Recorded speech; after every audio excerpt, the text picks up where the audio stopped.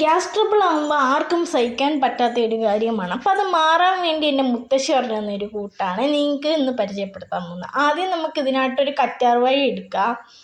അതിനുശേഷം നമുക്കാണെങ്കിൽ ആ കറ്റാർ വാഴ ഒന്ന് കഴുകാം. ചൂടുവെള്ളത്തിൽ കഴുകുന്നതായിരിക്കും കുറച്ചുകൂടി നല്ലത്. അപ്പം ഞാൻ എന്തായാലും ചൂടുവെള്ളമാണ് എടുത്തേക്കുന്നത്. നിങ്ങൾക്ക് നിങ്ങളുടെ സൗകര്യം അനുസരിച്ച് കഴുകാം.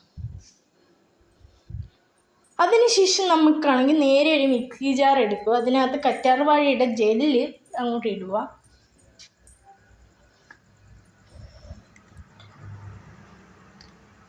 അതിനുശേഷം നമ്മളാണെങ്കിൽ കുറച്ച് വെളുത്തുള്ളി അതിനകത്തോട്ട് ചേർത്ത് കൊടുക്കുക. അതിനുശേഷം ഒരു കഷ്ണം ഇഞ്ചി ചേർത്ത് കൊടുക്കുക. 2 കൂടുതലാകരുത്. അടുത്ത നമുക്ക് നാരങ്ങയുടെ 1 മുറി ചേർത്ത് കൊടുക്കുക. ഇപ്പം ഞാൻ 3 ഇത് എടുത്തേക്കുന്നത്. അപ്പം നമുക്ക് പിഴിയാനുള്ള എളുപ്പത്തിന് വേണ്ടിയാണ് അങ്ങനെ എടുത്തേക്കുന്നത്. എന്തായാലും ഇത് നിങ്ങൾക്കൊരു ട്രിക്കാവുമെന്ന് ഞാൻ വിശ്വസിക്കുന്നു.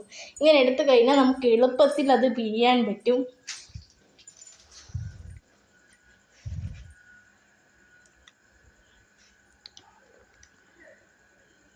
എന്നിട്ട് നമ്മൾ ആ മിക്സിക്കകത്തോട്ട് ഈ എടുത്തേക്കുന്ന 3 നാരങ്ങയും ഇതേപോലെ പിഴിഞ്ഞ് കൊടുക്കുക.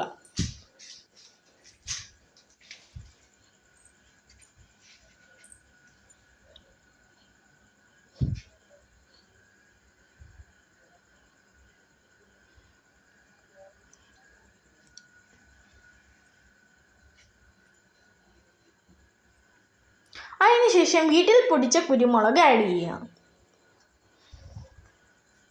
അതിനുശേഷം 1 ടേബിൾ സ്പൂൺ ഉപ്പ് ആഡ് ചെയ്യുക. അതിനുശേഷം നമ്മുടെ സോഡയും കൂടി ആഡ് ചെയ്ത് സെറ്റ് ആക്കുക. പിന്നെ വീട്ടിൽ പൊടിച്ച കുരുമുളകാണ് ഏറ്റവും നല്ലത്,